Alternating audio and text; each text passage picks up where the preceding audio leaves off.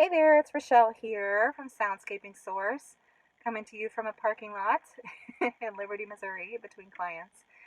And I saw a Facebook post earlier today about raising rates for larger groups in senior living communities. And so I wanted to share with you the big change that I made in my business about 5 years ago that has made a huge difference in helping to keep my music therapy group smaller and to feel comfortable about enforcing or keeping people to um, the smaller numbers for music therapy groups. Okay, so the story is about 2 years ago, or 5 years ago, about 5 years ago, it was when my youngest daughter was a baby, and so I was exhausted and nursing and pumping and all that kind of stuff.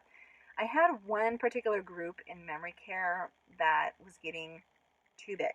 Okay, and you've probably had this happen before where you start the contract and it's all nice and manageable, 10 to 12 people, just like we discussed.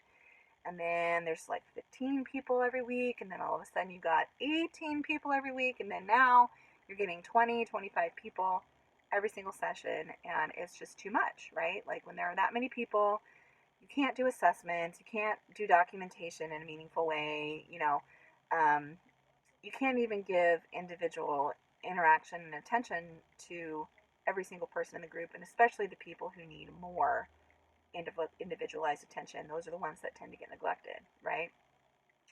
So the group size was a problem. I was exhausted, and honestly, I would have been very happy not doing that session anymore. So I was ready to let it go.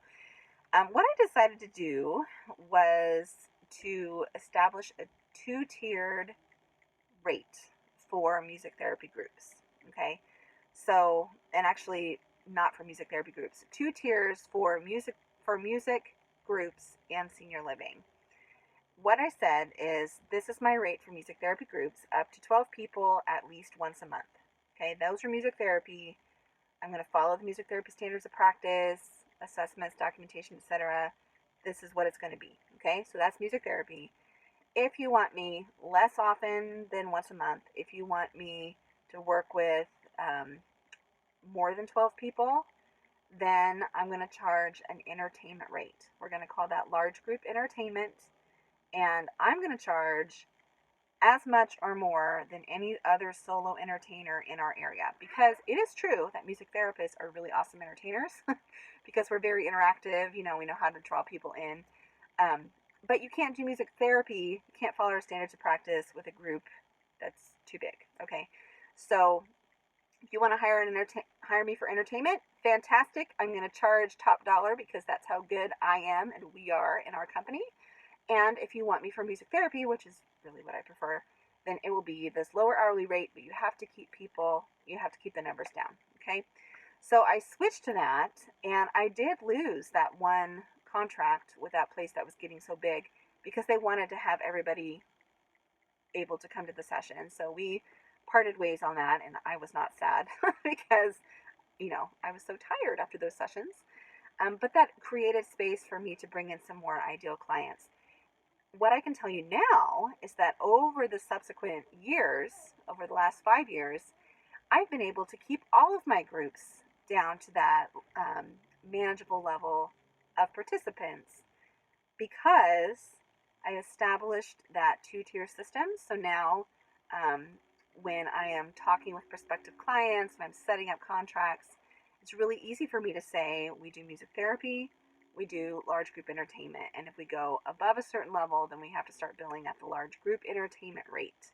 So that makes it a lot easier for me as the business owner and for the clinicians in our business, me and my employee, to be able to keep the numbers down so that we can meet people's needs more effectively and do clinical music therapy according to our standards of practice. Okay, so I highly recommend making that change in your business. Yes, you may lose some clients, but it's going to open up space for some more ideal clients to come through the door. And if you want to do entertainment, um, great, we do it.